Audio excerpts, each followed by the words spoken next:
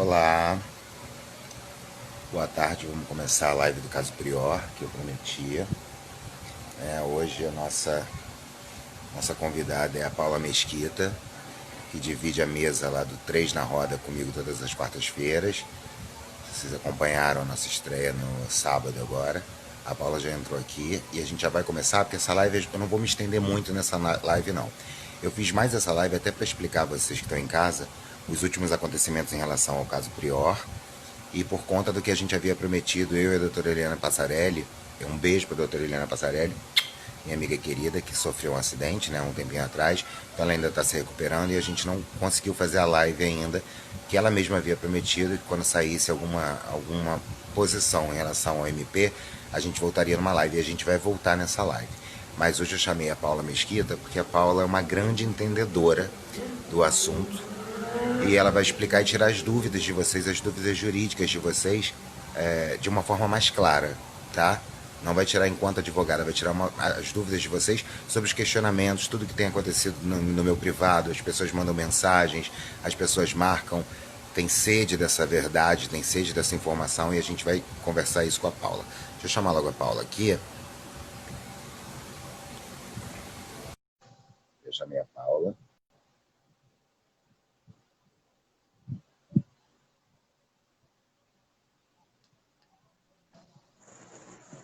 Oi, Paula. Oi, tô chegando. Cheguei. Tudo bem? Tá meio torto, então, né? Deixa eu ajeitar, peraí. Tô torto. Não tem problema, não. Tá um pouquinho torto. Vê se ficou bom agora. Melhorou. Pronto. Melhorou, ótimo. Tudo bom, Paula? Tá me ouvindo bem? Tá ouvindo bem? Tá. Então, Paula, eu já fiz uma breve apresentação para você aqui, mas eu gostaria que você se apresentasse para o pessoal que está em casa que não conhece ainda. Só lembrando, a Paula divide o Três na Roda comigo e com o Marco Rosa, todas as quartas-feiras. Amanhã a gente tem a live com o Dr. Marcos Harter. Deixa eu só inteirar uma coisinha aqui para alguns fãs, seguidores, que estão vindo também no privado falar: eu espero que vocês não falem mal de fulano, de ciclano, de beltrano. A gente não está fazendo uma live para falar mal de ninguém. A gente está dando voz para projetos sociais do Marcos Harter, para ele contar um pouco da vida dele. E quando a gente cita Big Brother, eu volto a dizer que Big Brother não se resume a pessoas apenas. Big Brother são fatos, acontecimentos, coisas que geraram tudo que geraram durante aquela edição 17. Então, o nosso propósito não é falar mal de ninguém. Podem ficar tranquilos, fã-clubes. Acredito também na postura do Dr. Marcos, ele não falaria mal de ninguém. A gente está aqui para debater assuntos em geral. E a Paula está aqui hoje para a gente falar dessa questão do Prior, tá? Então a Paula vai se apresentar para vocês entenderem quem é a Paula Mesquita, o quão ela é sábia dentro daquilo que ela vai falar, e esclarecer uma série de dúvidas que eu vou passar aqui para a Paula, que são questionamentos de vocês, tá bom, Paula? Tá, então tá, bem. pode se apresentar. A minha profissão, hoje, atualmente, eu sou jornalista. Eu me formei há muitos anos atrás, mas eu comecei a minha carreira em 1981 no Judiciário Federal. Que coisa, né? E vamos fazer as contas para calcular a minha idade? 39 anos só de Judiciário Federal, imagina. É muito tempo. Quando eu me aposentei do Judiciário, eu já trabalhei em Brasília, Recife, Vitória, Belo Horizonte, São Paulo, blá, blá, blá. Meu último cargo no Judiciário Federal foi a direção executiva do Centro Cultural Justiça Federal, onde nós implantamos o plano diretor do primeiro centro cultural de um poder da República no Brasil. Eu tive a honra de ser a segunda diretora executiva. E lá eu encerrei a minha carreira e me aposentei, porque eu tive problemas de saúde e me aposentei. Mas eu não consegui parar. Eu continuo trabalhando como jornalista. E aí daí vem todo o meu histórico de judiciário, de processo, blá, blá, blá. É isso, gente. E completamente politizada, que é o mais importante. Que a gente tem muitos jornalistas na praça que não entendem nada de política. E que fala de política sem entender de política. A Paula é um exemplo do que deveria ser. Ela é uma jornalista muito politizada, que entende do que fala, e é por isso que a gente divide o Três na Roda. Paula, deixa eu começar com a história do Prior. Você já estudou todo o caso, você sabe, você acompanhou. A gente estava conversando até nos bastidores. O Prior, ele começou a ganhar um destaque muito grande dentro da casa do Big Brother, na edição 20. E aí começou a ser apontado aqui fora como o preferido realmente a levar o prêmio, tá? Isso é unânime, isso não são só os fãs que falam. Todo mundo, até quem não era fã, já sabia que aquele cara ganharia o programa, porque o cara teve um destaque muito grande, pela empatia, por falar na cara, por não ter papas na língua. É o que o povo brasileiro clama hoje. Pessoas assim, que falam a verdade, que jogam no ventilador mesmo, não tem muito medo de nada. E aí começou a criar uma revolta aqui fora, de algumas partes, né, que começaram a atacar o cara. Aí veio o Grupo Globo na revista Marie Claire e lançou uma matéria dizendo que ele estava sendo acusado por 3 possíveis vítimas, eu continuo dizendo possíveis vítimas, de estupro, disso, de tudo mais. E aí começaram aqueles questionamentos todos, mas por que só agora? Se foi em 2014, foi em 2016, enfim, você conhece toda a história. Uma delas tinha colocado na revista Marie Claire que tinha um laudo médico que teve dilaceração na vagina profunda, que teve isso, que a mãe acompanhou, que era sangramento, que era isso, e ninguém procurou a polícia. Então, começaram a vir esses questionamentos. Eu sou uma das pessoas, que Sara primeira, que colocou isso em voga, que a Globo tinha manipulado tudo para a retirada do cara, porque o prêmio já teria sido dado desde o início do programa, com uma assinatura de contrato para Rafaela Kalimann, que foi quem ficou em segundo lugar, porque a Thelma ficou em primeiro lugar por uma questão de, né, mimimi. Eu falo mesmo, você me conhece, você sabe o que eu falo. Levantaram bandeirinha, aí tem Preta Gil, vem um monte de gente, a mulher passou irrelevante ali pelo programa inteiro, a mulher não fedia, não cheirava, a mulher não fazia nada, e aí, de repente, na semana da final, veio aquele estardalhaço todo, nós temos que eleger uma mulher preta, isso, aquilo, aquilo outro, aquela coisa toda, que você já sabe o que acontece. E aí retiraram o Felipe Priori e começou uma série de acusações. Veio um outro jornalista que pegou essa informação através da advogada dele, eu posso até chamar de colega de trabalho, que ele é um colega de trabalho, a gente já teve várias trocas de farpas e tudo mais, mas o meu interesse nunca foi esse.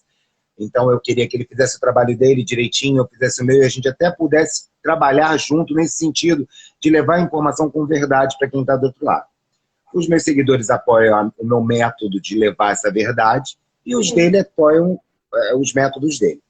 Então esse rapaz, ele publicou uma série de documentos que eu recebi na época também, mas achei por bem não publicar, porque envolvia nome de partes e tudo mais, eram questões jurídicas, mas aí isso não vem ao caso, mas ele acabou publicando e aí veio à tona essa coisa de existia inconsistência nos relatos da Marie Claire em relação ao que estava sendo apresentado pelas vítimas. Tá? O real. E aí começou todo esse embate, essa briga toda, essa coisa toda de Prior é inocente, Prior é inocente. Sempre fui a favor da inocência do Prior, sempre levantei a bandeira que ele é inocente sim, depois eu vou pedir essa opinião enquanto pessoa, enquanto cidadã, não enquanto jornalista e entendedora de justiça, mas enquanto mulher também. Eu sempre levantei essa bandeira desde o início, eu torci por ele enquanto pessoa, enquanto jornalista, eu torci por ele antes de acontecer tudo isso também.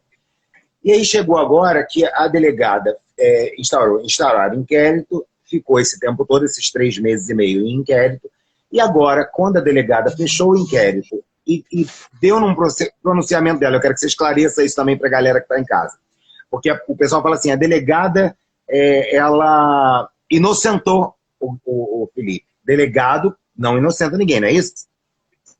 Sim. Não cabe ao delegado inocentar, você vai explicar. Mas deixa eu concluir o raciocínio. E imediatamente o MP denunciou. Meu Deus, o MP denunciou porque querem ele preso. Ai, Beto, por que você não fala pra gente que eles vão prender ele? Gente, eles não vão prender o Felipe e a Paula vai explicar aqui o porquê o MP denunciou, o porquê da delegada ter dado lá o laudo dela inocentando. Isso não quer dizer nada que Felipe é culpado, que o MP denunciou é culpado, vai para a mão do juiz, o juiz vai culpar ele. Escutem o que a Paula tem a dizer.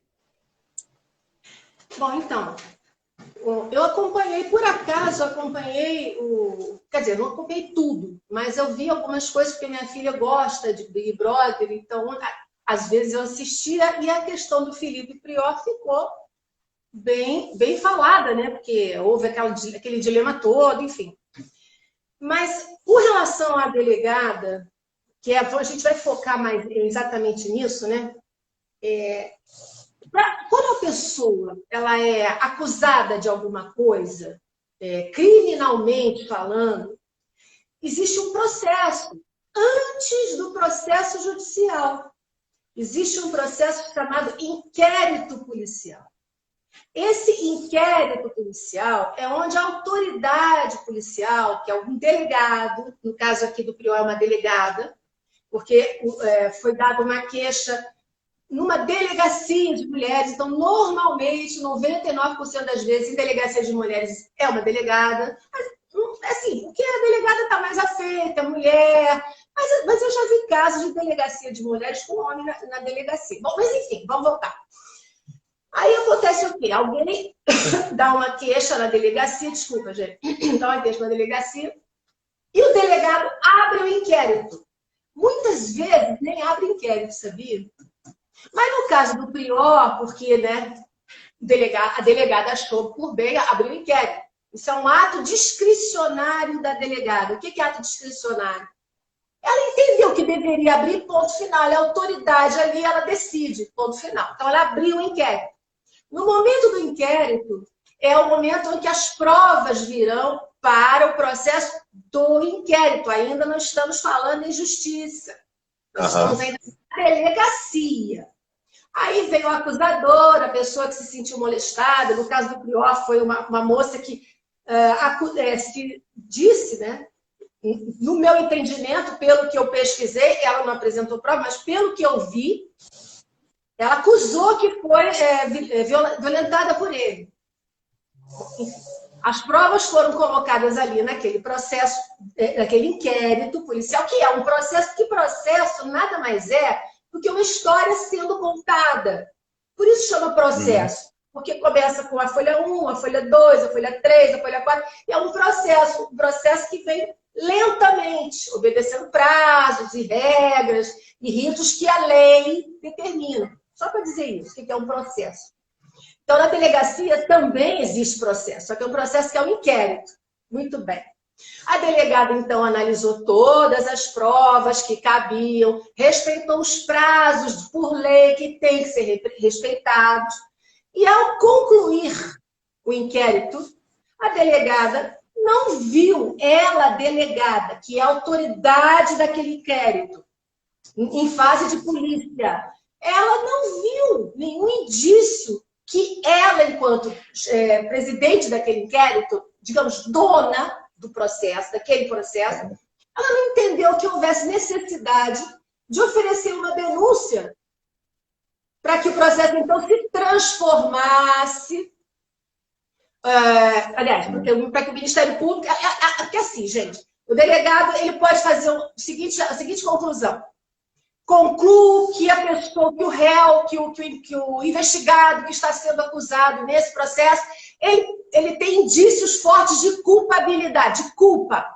Então, sugiro a instauração de um processo penal. Ponto. Aí, o que acontece? Esse processo vai para o Ministério Público, porque a gente tem que seguir a ordem constitucional das coisas. Delegacia, se o delegado entender que aquele réu, que naquele momento não é réu, mas o indiciado é culpado, ele acha que é culpado, que tem prova suficiente para isso, então ele assina no processo, carimba e manda para o Ministério Público. O Ministério Público vai analisar tudo que o delegado fez, tudo, vai ler todas as folhas do processo e vai concluir se aquele investigado merece ter denunciado para o juiz ou não. O Ministério Público pode entender que, não, eu concordo com a delegada, eu acho que não precisa não, então eu vou opinar pelo arquivamento desse inquérito, sem julgamento do mérito, ou seja, sem ir para a justiça, sem ir passar na mão do juiz, porque o Ministério Público tem esse poder. Porém, no caso do Prior, foi ao contrário. A delegada não encontrou indícios, então não acusou, não tipificou o crime, não indicou o crime, o artigo 200 e tal, da lei do Código Penal, mas disse que não encontrou provas suficientes. E ponto. Mas ela tem obrigação, por lei, de mandar para o Ministério Público. Ela tem que mandar. Se ela não mandar, ela é responsabilizada. E ela perde o emprego dela. Então, ela tem que mandar. Ela mandou para o Ministério Público. Quando chegou no Ministério Público, o Ministério Público entendeu que a delegada estava errada.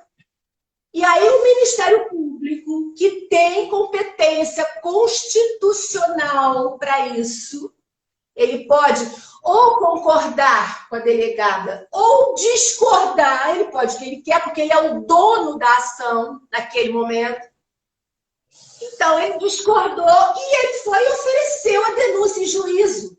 E tipificou o crime do Felipe, o suposto crime do Felipe Prior no artigo 213 do Código Penal, que é violação e abuso sexual.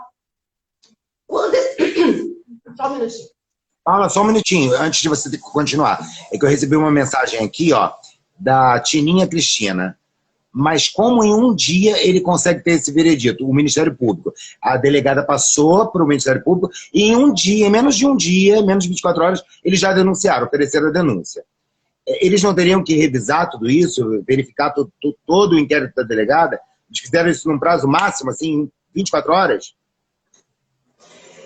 Posso falar? Pois é. Eu queria saber, achei que vinha outro comentário. Então, olha só. Como é o nome da pessoa que perguntou?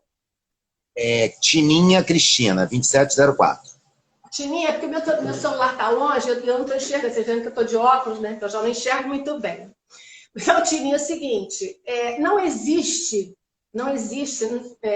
no Código Penal, ou no Código de Processo, não existe assim, um prazo mínimo para a autoridade se manifestar nos autos. Então, digamos assim, a delegada, a autoridade, não vamos personalizar, tá? A autoridade entregou o processo do Ministério Público ontem, dia 10, né? Foi dia 10. Eu sou Ministério Público, vamos dizer, recebi o processo da delegada hoje. Se eu, Ministério Público, quiser, eu olho o processo agora mesmo, porque eu estou interessada nesse processo, eu olho e despacho ele para o juiz. Se eu não estou interessada agora, não tenho tempo, eu tenho outras, porque é muito processo, gente, são milhares e milhares de processos. Vai depender do tempo do promotor, vai depender do interesse, enfim. Então, não tem um prazo. Agora, tem que revisar, tem sim. Mas parece que houve muito interesse por parte do Ministério Público, que recebeu e imediatamente já remeteu para o juiz. Aí é aquela coisa, assim, eu prefiro não carregar muito nisso, porque aí a gente estaria fazendo um pré-julgamento. E como eu sou de origem do judiciário, eu gosto de primar pela justiça, sabe? Tá. Olha, a Carla Riedel, ela botou assim, Ministério Público, onde uma das integrantes também é integrante da revista que falou um monte de merda. Opa. Pode isso? Não entendi a pergunta. Uma das integrantes do Ministério Público que receberam a denúncia é integrante da revista Marie Claire, que publicou a matéria contra o Felipe Prior. Olha, eu desconheço esse fato. Porém, o que diz a lei com relação a isso? A relação de servidor público, porque Ministério Público, juiz federal, estadual, funcionário, todo mundo é para servir ao público. Todo mundo é servidor público. Então, o servidor público, ele pode ter sociedade de uma empresa, porque a revista Marie Claire é uma empresa privada que tem um CNPJ, né? Ela é uma empresa privada. Ela é colunista da revista. Parece que ela é colunista da revista. Ah, então o caráter que eu não esqueci o nome da pessoa porque eu não ouvi. Carla Riedel. A Carla, desculpa. Carla. Então, a Carla Riedel, o caráter dessa que você colocou, então, da participação desse membro do Ministério Público na revista seria, então, enquanto colunista e não enquanto sócia. É isso? Ok. Vou aproveitar e vou explicar também.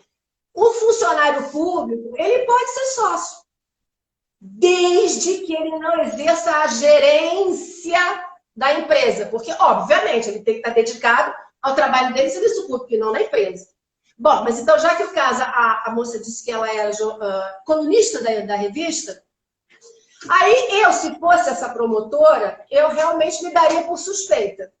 uma questão de foro íntimo, isso é uma questão ética pessoal. O advogado dele ainda vai usar isso com certeza, mas aí eu não... Mas com certeza pode, entendeu? Ela pode. A promotora pode. Só que, eticamente, eu não acho certo.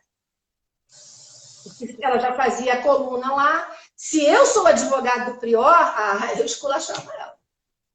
Olha só, a Aline F., ela botou assim, o Ministério Público se baseou na notícia crime da revista e não se baseou no depoimento das supostas vítimas e do prontuário que contradiz a versão da revista.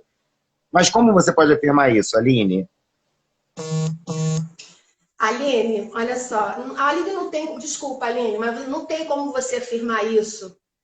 Não há como ninguém afirmar isso, porque o Ministério Público, ele é um órgão que integra a administração pública do governo federal e ele não pode se basear numa matéria de revista para oferecer uma denúncia. Ele pode sim, como ser humano, porque antes do Ministério Público existe um ser humano na figura investida do procurador. Claro, um ser humano. Ele vê televisão, ele escuta rádio, ele lê revista, internet. Ele pode, mas ele não pode processualmente dizer ou juntar a provas. Depende, mas não para oferecer a denúncia, não. Então, é porque parece que foi isso. Das pessoas realmente acham que foi, mas tecnicamente não foi. Tecnicamente. A Ju Dias falou assim, não foi a promotora colunista da Marie Claire que prestou a denúncia, foram outros dois. A Ju tá mandando avisar isso aqui. MP nem ligou para o inquérito da delegada, se baseou na revista. Os fãs estão falando, estão questionando isso. Porque aí, a opinião pública não tem obrigação nenhuma de conhecer os meandros administrativos da organização judiciária. Ninguém. E o judiciário também, isso é uma culpa que eu já vinha lutando há muito tempo quando eu estava lá. O judiciário não se incomoda em falar com o povo. O judiciário fala direitês. Ninguém entende direitês. Então as pessoas têm que pensar mesmo. Olha só, Paula, a Ana Rita botou assim, ó, as advogadas estão tão donas do processo, as advogadas da parte, né, que até o juiz conseguiram trocar. É possível isso? Não, gente.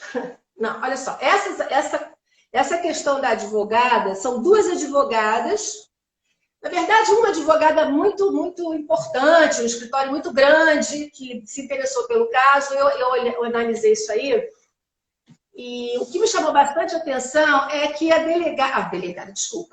advogada, as advogadas, mas chefiada por essa mais importante, elas entraram com essa reclamação, essa briga contra o Prior, depois que ele ficou famoso.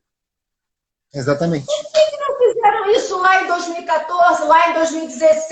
É o questionamento de todos os fãs, e o meu, inclusive. Sempre foi. Pois é, mas aí ela perguntou... E a gente é taxado, né? A gente é taxado de machista, porque a gente fala isso. Mas não é ser machista. Por que esperaram o cara ganhar fama, o cara ganhar visibilidade, o cara, sabe? Sem provas, por que não fizeram...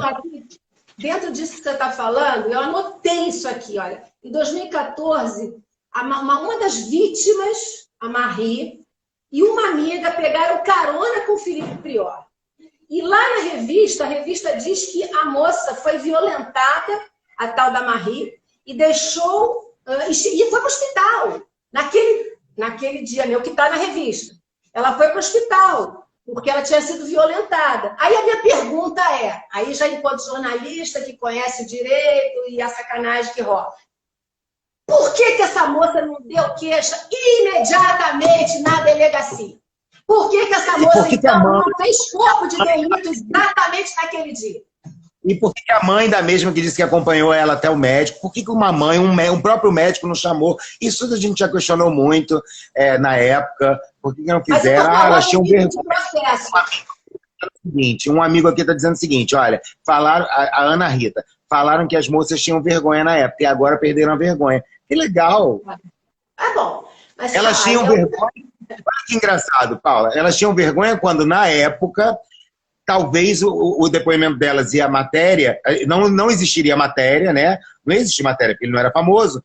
Então, elas não precisavam ter vergonha, porque ia ficar tudo em sigilo de justiça, ninguém nem ia conhecer o fato. Ninguém ia saber do caso. Era um motivo para que você mantivesse a sua integridade moral e física ali, sem que ninguém soubesse. Aí você espera o cara ficar famoso para você perder a sua vergonha? Perfeito, exato. Essa é a minha alegação. Essa é a minha alegação. Eu não estou aqui dizendo se ele estuprou ou deixou de estuprar.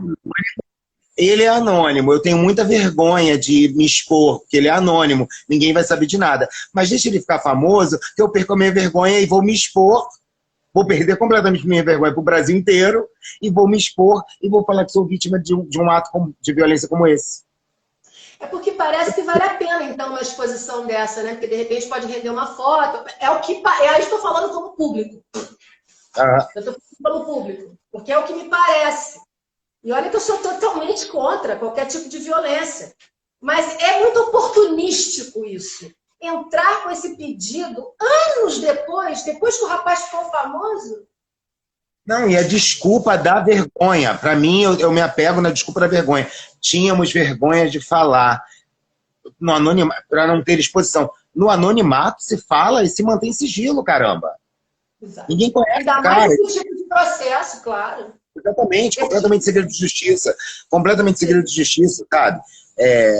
E aí, você espera a pessoa ficar famosa, ter visibilidade, começar a tentar evoluir uma carreira, deslanchar numa carreira, um cara que ficou super bem visto, bem quisto, é uma pessoa que está sendo amada pelo Brasil e está passando por tudo isso.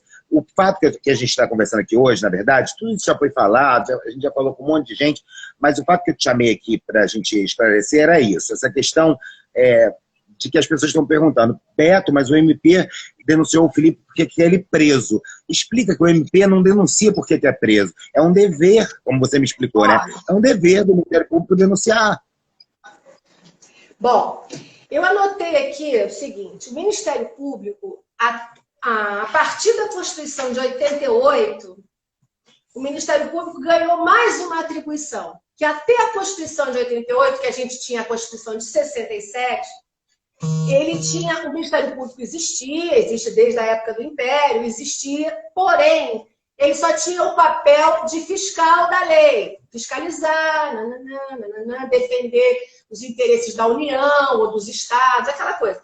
A partir da Constituição de 88, ele ganhou mais um papel, o papel de advogar.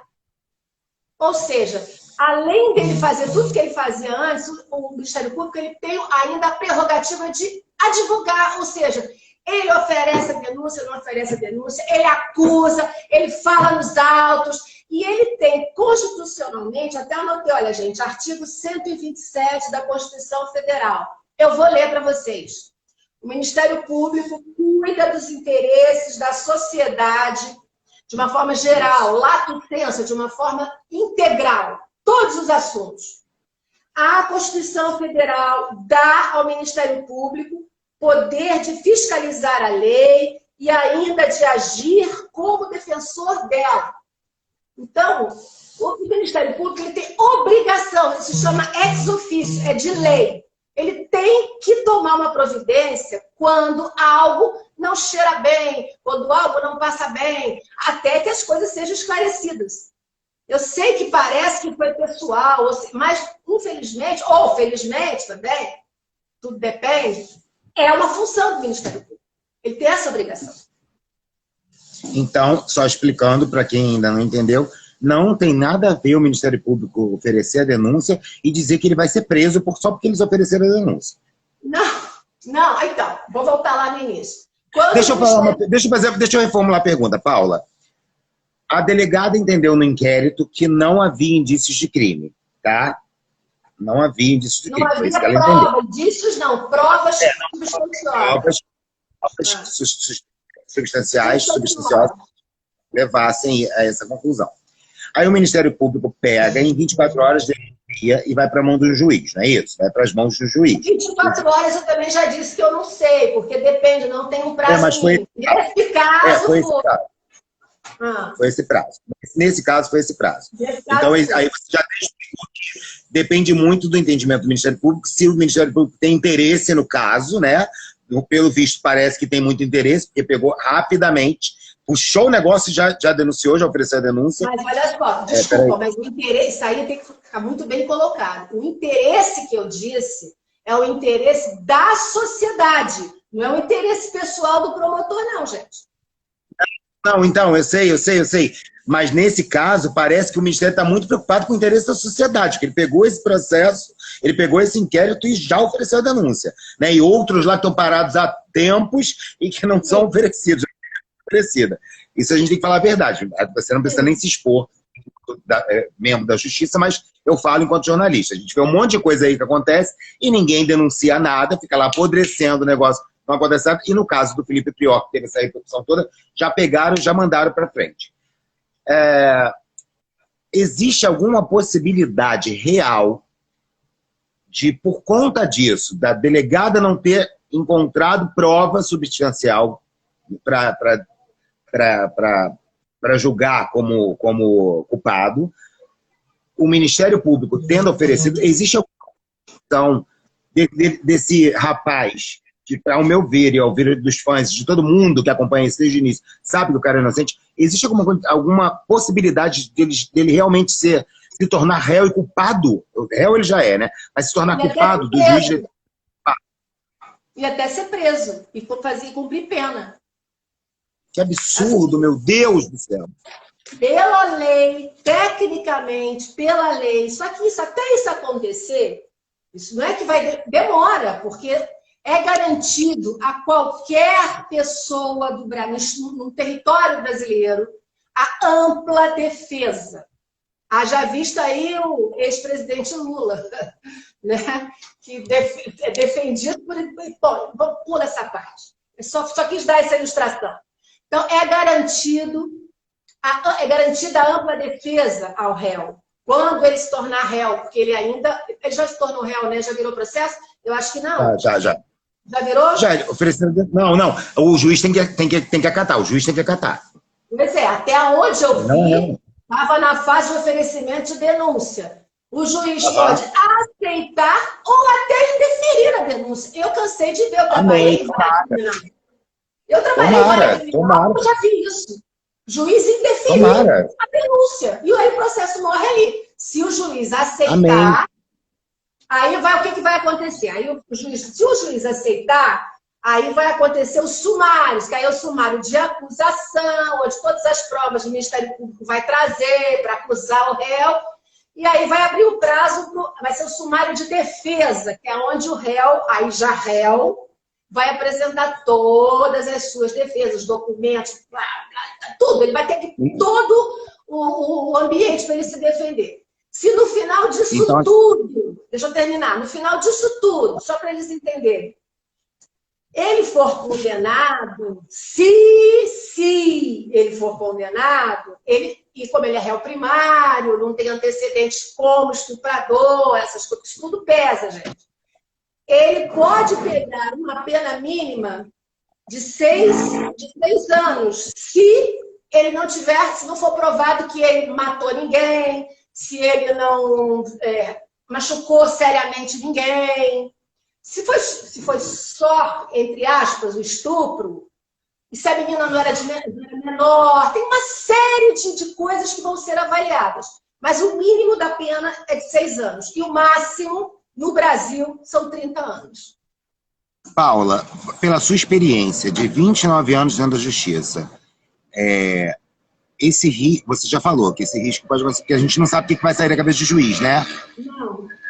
Mas dentro do que você vê como pessoa, não como uma figura da justiça, você acha que tende ao juiz aceitar a denúncia ou não? Isso é uma pergunta que não tem como responder, Beto. Mas eu queria só... Não sabe por que não tem como responder? Porque cada juiz tem um entendimento. Ele tem a lei, ele tem que se basear na lei, mas o juiz, para condenar alguém, eu já vi isso, já vi mesmo. O juiz, ele sofre para condenar alguém. O juiz honesto, né? Uma pessoa honesta, comprometida, ele sofre. Porque botar exatamente como a doutora Eliana Passarelli falou, exatamente. Exato. Se ele botar alguém dentro da cadeia, é uma responsabilidade muito grande. Não sei se você já entrou num presídio, eu já, muitas vezes. É uma masmorra. É muito triste aquilo. Ninguém entra ali para se socializar, não. Ali entra para virar mais bandida ainda. É absurdo, absurdo. Então, o juiz, quando manda um cara para lá, o juiz sabe que aquele cara está fadado ou a morrer ou a ficar pior. Por isso que dificilmente, se for condenado, enfim, entenda, eu não posso dizer, eu já fiz, já vi aquilo, não posso, mas eu posso dizer outra coisa. Eu posso dizer que, mesmo se ele for condenado em primeira instância, como é um caso que é abraçado pela Constituição, ele pode recorrer até o Supremo Tribunal Federal. E ele a pena só será executada, ou seja, ele só irá para a cadeia, se for para a cadeia, depois de esgotar todos os recursos. Bom, provavelmente não vai, não. A gente pegar um juiz honesto, um juiz com equidade, um juiz que vai olhar e falar, poxa, o inquérito está aqui, a delegada afirmou que não encontrou provas substanciais para isso, tem toda uma comoção nacional, mas acontece que a militância, Paula, a militância que está acabando com o Brasil, essa militância desordenada que está acabando com o Brasil, levantando bandeiras, você viu hoje, só mudando de assunto rapidinho, que a militância de pessoas pretas, não sei o quê, vão entrar com um processo de impeachment amanhã contra o Bolsonaro, dizendo que o Bolsonaro acabou com a vida deles nas comunidades e tudo mais, que está um genocida, essa militância seletivo está acabando com tudo e com todo mundo. Roberto, aí vai ter os defensores das baleias azuis, vai ter os defensores da choca sem nariz, e todo mundo, quem sentiu? Vão continuar os defensores do Felipe Prior, é isso que importa. A gente tem que torcer pro cara e defender o cara. Mas não podemos tapar o sol com a peneira, entende? Porque muita gente, quando eu vim falar lá atrás, assim, gente, corre risco sim dele ser denunciado pelo Ministério Público. As pessoas já agrediram, deixaram de me seguir, falaram que eu estava torcendo contra. Não, quem sou eu? Eu nunca postei nada contra o cara. Eu sempre fui muito a favor do cara. Mas a gente não pode tapar o sol, porque tá vendo o que está acontecendo? Muitos de vocês esperavam que o Ministério Público não denunciasse e denunciou, sabe? Então a gente não sabe mais o que fazer. É necessário que as pessoas tenham conhecimento para justamente usar o conhecimento a seu favor. Porque ficar negando não resolve nada. A gente tem que saber tudo para poder achar brecha e resolver o problema. Negar não resolve. Tem uma pergunta aqui do robô conservador que foge um pouquinho, mas ele está falando o seguinte: o Ministério Público não poderia pedir impeachment dos ministros do STF? Opa! Olha só. Não é o papel do Ministério Público, não. O papel de impeachment do ministro do STF é do Senado. Do Senado. O juiz vai defender com certeza. Vai, com certeza, gente. Não é pra... A gente só tem que estar preparado, entendeu? Porque vocês não estavam preparados para a denúncia do MP. A gente falou, eu falei, a advogada do Erlan Bastos falou, todo mundo falou. Mas vocês continuaram tapando só com a peneira. A gente tem que estar preparado, como a Paula falou, para a gente até saber se defender. Entende? A gente não sabe o que vai sair da cabeça de um juiz. A gente espera o melhor. E se Deus quiser, eu acho que campanhas devem ser organizadas. Os fã-clubes do Prior, as pessoas que acreditam nele, que conhecem ele. Tem que haver uma defesa. Eu confesso que eu não acompanho assim tão de perto os Obrigado, Jaque. A Jaque, sempre acreditei no Beto. Sempre sensato nas palavras. Obrigado, Jaque. Oi, Paulinha, Advocacia de Migração tá mandando um oi para você. Lá de Portugal, obrigada, querida. Beijo. Essa é minha advogada em Lisboa. Doutora Janine Jambeiro. Beijo, querida. Paulinha, eu queria muito te agradecer. Lembrando para todo mundo que amanhã a gente está no 3 na Roda, entrevistando o Dr. Marcos Harter. Vou aproveitar para falar mais uma vez. A nossa entrevista é com o Dr. Marcos Harter, tá? Não é ninguém mais do que o Dr. Marcos Harter. A gente vai falar de Bolsonaro, vamos falar do apoio dele ao governo, vamos falar do protocolo de uso da cloroquina, que eles, junto com outros médicos do Mato Grosso, assumiram essa postura para tratar os doentes. Vamos falar da vida pessoal, de carreira, dos projetos sociais que ele tem, que são muito bons. E vamos pincelar no Big Brother, mas não para atacar alguém, gente. Big Brother, volto a falar, não se resume a pessoas. Então, você que está aí do outro lado, que gosta do meu trabalho, confia em mim, pode ter certeza que nem eu vou falar mal de nenhum outro participante do Big Brother 17, como muito menos o Dr. Marcos Harter também. Então, vamos aguardar. Sigam o canal, sigam o nosso Instagram aqui, que é o 3 na Roda, @3 numeral na Roda.